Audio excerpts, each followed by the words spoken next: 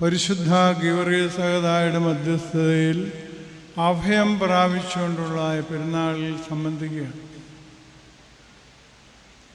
ഇന്ന് വടക്കമ്പറൂർ കബറടങ്ങിയിരിക്കുന്ന അബ്ദുൽ ജലീൽ ഗിർഗോറിയോസിൻ്റെ ഓർമ്മയാണ്. അബ്ദുൽ ജലീൽ ഗിർഗോറിയോസും കോതമംഗൽ തടങ്ങിയിരിക്കുന്ന ബസേലിയസ് ബാവായുമൊക്കെ സഭയുടെ വിശ്വാസം കാക്കേണ്ടതിനും മലങ്കരിയിൽ മെത്രാച്ചന്മാരുമൊന്നും ഇല്ലാത്തതുകൊണ്ട് ജനത്തെ നയിക്കേണ്ടതിന് അവർക്ക് ആത്മീയമായ ദൃഷ്ടികൾ നടത്തി കൊടുക്കേണ്ടതിന് വേണ്ടി വന്നവർ, അല്ലാതെ മേയ്ക്കാൻ വേണ്ടി ഇപ്പോഴത്തെ ചുറ്റുപാടിൽ വന്നവരില്ലവർ. അവരുടെ കഷ്ടപ്പാട് അതീവമായിരുന്നു. പലപ്പോഴും നമ്മൾ ഈ തെക്കൻ ദേശത്തേക്ക് അവരെക്കുറിച്ച് വലിയ പിടിപാടുകൾ ഒന്നുമില്ലാത്തതുകൊണ്ട് അത് നമ്മളെ ഓർക്കാറില്ല. നമുക്ക് യാന്ത്രികമായി ചിലതൊക്കെ പഠിച്ചു വെച്ചിട്ടുണ്ട്, അത് ചൊല്ലും. ഇന്ന് 2 പിതാക്കന്മാർ ഓർമ്മയുണ്ടെന്ന് പ്രമേയം വായിച്ചപ്പോൾ തന്നെ പറഞ്ഞു. പരിശുദ്ധനായ ഗീവർഗീസ് സഹോദായുടെയും അതുപോലെ അബ്ദുൽ ജലീൽ ബാവായുടെയും. നിങ്ങൾ ഈ ദേശത്തുള്ളവർക്ക് ഇങ്ങനെ വഴി പറഞ്ഞു പോകുന്ന പോലെ ഗീവർഗീസ് സഹോദായും അല്ല, പരിശുദ്ധ പരിമള തിരുമേനിയും പിന്നെ ദിവനാസ് തിരുമേനിയും മാത്രമേ ഉള്ളൂ. തോമാസ് ലീഹ ഇല്ല, അമ്മയില്ല. ഓർക്കുന്ന ആൾക്കാരെയും ഓർക്കണ്ടേ, അത് ചെയ്യണം. ചെയ്യാതിരുന്ന മോശമല്ലേ? അത് വളരെ വേദനയോട് പറയുകയാണ്. പരിമളത്തിന് വേണ്ട ഒരു ഭക്തനാണ് ഞാൻ, ഓർക്കണ്ടെന്നല്ല ഞാൻ പറഞ്ഞതിൻ്റെ അർത്ഥം. പക്ഷെ അത് മാത്രമേ എപ്പോഴും ചൊല്ലാവൂ എന്ന് കാണാപ്പാടം തത്തമ്മ പിടിച്ചു വെച്ചാൽ പഠിച്ചൊല്ലരുത് എന്നുള്ള കാര്യം ഓർമ്മപ്പെടുത്തും. ഇതുപോലുള്ള കാര്യങ്ങൾ ഈ ഇവാനിയോസ് തിരുമേനി പറയുമായിരുന്നു. ഒരിക്കൽ ഞാൻ ഞാലിയാകുഴി ചെന്നപ്പോൾ അദ്ദേഹം എന്നോട് പറഞ്ഞു, അവിടുത്തെ വെടിക്കെട്ടിനെ, പുതുപ്പള്ളിയിലെ വെടിക്കെട്ടിനെ കുറിച്ച് ഞാൻ പറഞ്ഞതുകൊണ്ട് അവർക്കെന്നെ ഒട്ടും ഇഷ്ടമില്ല. ഈ വർഷം അങ്ങോട്ട് വെടിക്കെട്ടുമില്ല. ആ പരിശുദ്ധ പിതാവിൻ്റെ അന്നത്തെ വേദന ഇന്നായിരിക്കും നിറവേറിയത്. നമ്മൾ കാര്യങ്ങൾ പറയുന്നത് പ്രത്യേകം ശ്രദ്ധിക്കണമെന്നുള്ള കാര്യം ഓർമ്മപ്പെടുത്തുന്നു. ഞാൻ അതിനെക്കുറിച്ച് ദീർഘമായി ഒന്നും പറയുന്നില്ല, പറഞ്ഞു എന്ന് മാത്രം. നമ്മൾ ഇവിടെ ഓർക്കേണ്ടതായ ഒരു വലിയ സംഗതി, വിശുദ്ധന്മാർ അവരുടെ ജീവിതത്തിൽ പ്രതിസന്ധി ഘട്ടങ്ങളെ അതിജീവിച്ച് ക്രിസ്തീയമായ കാഴ്ചകൾ വെച്ചവരാണ്. ആ കർത്താവിൻ്റെ കാൽപ്പാടുകളെ പിൻപറ്റിയ ആൾക്കാരാണ് വിശുദ്ധന്മാർ. നമുക്കറിയാമല്ലോ, നീതിമാൻ പന പോലെ തളിർക്കുമെന്ന് പറഞ്ഞാൽ, പന എന്ന് പറഞ്ഞ ഈന്തപ്പനയാണ്. 50 ഡിഗ്രി, ഇപ്പം 40 ഡിഗ്രി 35 ഡിഗ്രി വന്നപ്പോൾ നമ്മുടെ അവസ്ഥ നമുക്കറിയാം. 50 ഡിഗ്രി മണലാരണ്യത്തിൽ വളർന്നു കയറുന്ന പനയോടാണ് അത് സദൃശ്യപ്പെടുത്തിയിരിക്കുന്നത്. കഷ്ടപ്പാടുകളും പ്രയാസങ്ങളും തരണം ചെയ്ത് വളരുന്നതാണ് പന. വിശുദ്ധനും അങ്ങനെയാണ്. പ്രതിസന്ധികളെ തരണം ചെയ്ത് വളർന്നു വരിക. പ്രതിസന്ധി ഇല്ലാതെ ജീവിക്കാമെന്നുള്ള വിചാരം നമുക്ക് തെറ്റാം. നമ്മളെയും പൗലോസ് ശ്ലീഹായുടെ ഭാഷയെ പറഞ്ഞാൽ കൊരിന്ത്യർക്കൊക്കെ എഴുതുമ്പോൾ കൊരിന്തിലെ വിശുദ്ധന്മാർക്കെന്നാണ് എഴുതിയിരുന്നത്. ഞാനും നിങ്ങളും വിശുദ്ധ വിളിക്ക് യോഗ്യമായി വിളിക്കപ്പെട്ടവർ. പ്രതിസന്ധികളെ തരണം ചെയ്ത് ക്രിസ്തീയമായ മൂല്യങ്ങൾ മുറുകെ പിടിച്ചുകൊണ്ട് മുന്നോട്ട് പോയവരാണ് പരിശുദ്ധ പിതാക്കന്മാരിൽ. ഗീവർഗീസ് സഹോദായാലും അബ്ദുൽ ജലീൽ ബാവായാലും പരിശുദ്ധ പരിമള തിരുമേനി ആയാലും അതുപോലെ തന്നെ ദിവനാസ് വട്ടശ്ശേരി തിരുമേനി ആയാലും ആരായാലും പ്രതിസന്ധികളെ തരണം ചെയ്താണ് അവർ ക്രിസ്ത്യ ജീവിതം കാഴ്ചവെച്ചത്. നമുക്കൊരു ധാരണയുണ്ട്, നല്ല ജീവിതം നയിച്ചങ്ങ് പോയാൽ പ്രതിസന്ധികൾ ഒട്ടും ഉണ്ടാവുകയില്ല. പക്ഷേ പനയ്ക്കൊരു പ്രത്യേകതയാണ്, പനവർഗത്തിനെല്ലാം ഒരു പ്രത്യേകതയുണ്ട്. അതെങ്ങനെയായാലും അതിൻ്റെ പുറത്ത് മാരകമായ മുറിവ് പറ്റിയാലും അത് തരണം ചെയ്യും. നമുക്കറിയാമല്ലോ, പണ്ടൊക്കെ തെങ്ങയിൽ കയറുന്നവരും പനയെ കയറുന്നവരും അത് കൊത വെട്ടും, അത് ചവിട്ടിയാണ് കയറുന്നത്. ഒരു കുഴപ്പമില്ല. പക്ഷെ അകത്തെ ജീർണിച്ചാൽ അത് ഭയങ്കരം ജീർണതയാണ്. പിന്നെ പനയുമില്ല, തെങ്ങുമില്ല.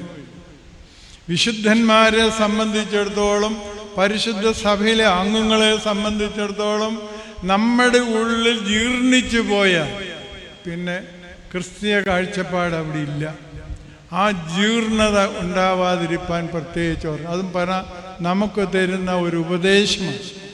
എത്രയും ശക്തമായ ചൂടിനെയും എത്രമായ ശക്തമായ മണരാജനത്തിലെ പ്രശ്നങ്ങളെ ആ പന അതിജീവിക്കും. പക്ഷേ അതിൻ്റെ അകത്തെന്തെങ്കിലും പറ്റിയാൽ അത് നശിച്ചിരിക്കും. അതുതന്നെയാണ് വിശുദ്ധരുടെയും അവസ്ഥ എന്ന കാര്യം നാം ഓർക്കും. വിശുദ്ധർക്ക് കുഴപ്പമൊന്നുമില്ല, കടന്നുപോയവർക്ക് പ്രത്യേകിച്ച്. നമ്മെ സംബന്ധിച്ചാണ് വിശുദ്ധരുടെ ജീവിതത്തിൽ, വിശുദ്ധ വിളിച്ചവരായ നമ്മുടെ ജീവിതത്തിൽ ജീർണത സംഭവിച്ചാൽ പിന്നെ നമ്മളില്ല. അത് ക്രിസ്തീയ സഭയുമല്ല എന്ന കാര്യം നാം ഓർക്കേണ്ടത് അത്യാവശ്യമാണ്.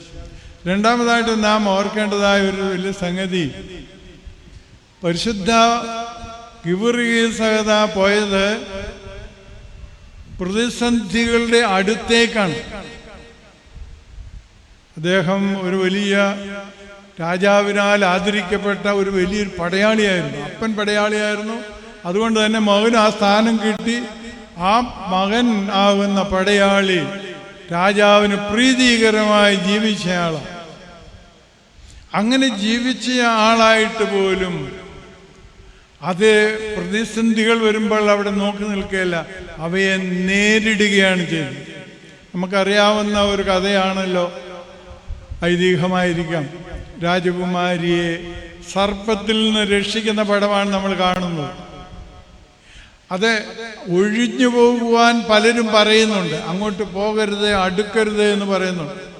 പക്ഷെ അതിനെയെല്ലാം ത്രിവിൽ ഗണിച്ച് അങ്ങോട്ട് ചെന്ന് അതിനെ നേരിടുകയാണ് ചെയ്യുന്നത്. അങ്ങോട്ട് ചെന്ന് പിശാചിനെ നേരിടുന്ന ഗീവർഗീസായാണ് ഏറ്റവും പ്രധാനപ്പെട്ടത്. അവിടെ ആ ഐതിഹ്യത്തിൽ പറയുന്നത്, അതിന് ഭക്ഷണം കിട്ടിയാൽ അത് മൃഗമായാലും ആടായാലും പക്ഷിയായാലും മനുഷ്യനായാലും എന്ത് കിട്ടിയാലും കൊടുക്കും. എല്ലാം തീർന്നു കഴിഞ്ഞപ്പോൾ മനുഷ്യരെ കൊടുത്തോടെ അങ്ങനെ ചീട്ടിട്ടാണ് രാജകുമാരിയെ കിട്ടിയത്. അവിടെ അതിന് രണ്ടാഴ്ചത്തേന് പിന്നെ അതിനൊന്നെതിരെയാത്ര എന്തെങ്കിലും വയർ നിറച്ച് കിട്ടിയാൽ. നമ്മൾ ഇപ്പം ചിലപ്പോഴും പലതും ചെയ്യുന്ന അങ്ങനെ താൽക്കാലികമായ ചില ഒത്തുതീർപ്പുകൾ. പഴമക്കാർ പറയും ഇരുട്ടുകൊണ്ട് ഓട്ടയടിക്കുക, അതേ നമുക്കുള്ളൂ. അതല്ല ഇവിടെ ക്രിസ്ത്യ ജീവിതത്തിൽ. അത് അസത്യത്തിനെതിരെ നിൽക്കുവാനുള്ള ശക്തി ദൈവത്തിൽ നിന്ന് പ്രാപിക്കണം. അത് പറ്റിയില്ലെങ്കിൽ ശരിയാകും. പരിശുദ്ധ മത്തായി ശ്ലീഹായുടെ പുസ്തകത്തിൽ 16-ാം അധ്യായത്തിൽ പറയുന്നുണ്ട്, പാതാള ഗോപുരങ്ങളെ ജയിക്കുകയില്ല എന്ന്. ഇതൊരിക്കലും എടുത്തു പറഞ്ഞപ്പോൾ അതിനൊരാൾ എന്നോട് ചോദിച്ചു, കർത്താവ് പാതാളത്തിൽ പോയി എന്തിന്? ഞാനോ അല്ലെങ്കിൽ മറ്റുള്ളവരോ പോകുന്ന പോലെ അല്ല, നല്ല ജീവിതം നയിച്ച ഞാനും നിങ്ങളൊക്കെ പോകുന്ന സ്വർഗത്തേക്കാണെങ്കിൽ നമ്മളും അങ്ങനെ. പക്ഷെ കർത്താവ് പോയതല്ല, പാതാള ഗോപുരങ്ങളെ തകർക്കാനാണ്. വിശ്വാസമാകുന്ന പാറ അത് ചെന്ന് പാതാള ഗോപുരങ്ങളെ തകർക്കുകയാണ് ചെയ്തെന്ന് പൗലോസ് മാർ ഗ്രിഗോറിയോസിനെ പറഞ്ഞപ്പോഴും ഓർക്കണം. ആ ഒരു ബോധ്യം നമ്മുടെ മനസ്സിലായിരുന്നു. ആ തെറ്റിനെ തകർത്ത് കളയുക, ഒഴിഞ്ഞു മാറിപ്പോവുകയല്ല. നമ്മൾ തെറ്റും പറഞ്ഞുകൊണ്ട് ചെന്ന് ശരിയാന്ന് പറഞ്ഞ കാര്യമില്ല.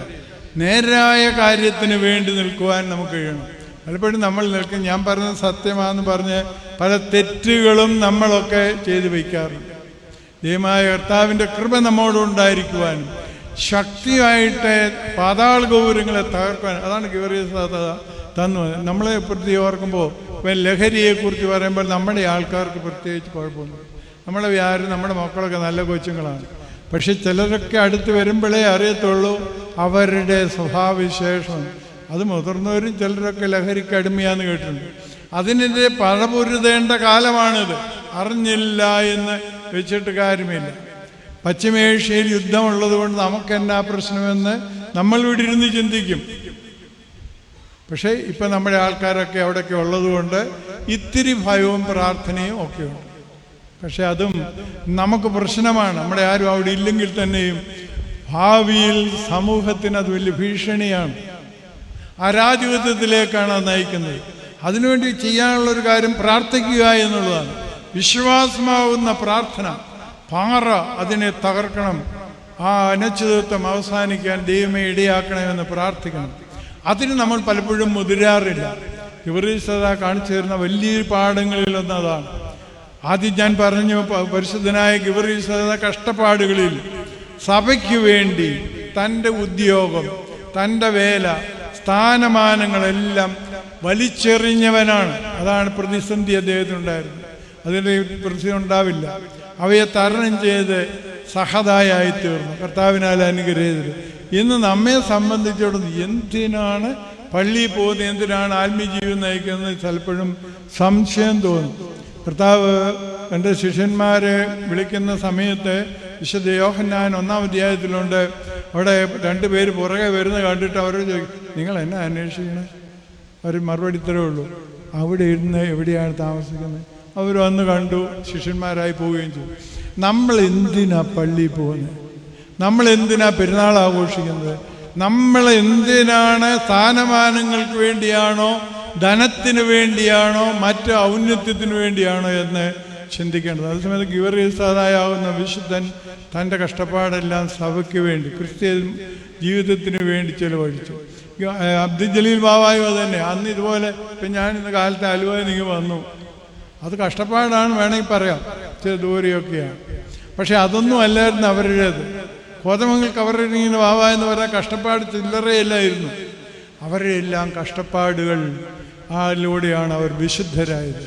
ഈ കഷ്ടപ്പാടില്ലാതെ സാമട്ടിലുള്ള ജീവൻ നയിച്ച് പോകാമെന്ന് കരുതരുത്. ദൈവത്തിൻ്റെ പരിശുദ്ധാത്മാവ് എന്നെ നിങ്ങളെയും അനുഗ്രഹീതമായ ക്രിസ്ത്യ ജീവൻ നയിക്കുവാൻ ഇടയാക്കട്ടെ എന്ന് പറഞ്ഞ് എൻ്റെ വാക്ക് ചുരുക്കുന്നു. ദൈവം നമ്മെ അനുഗ്രഹിക്കട്ടെ.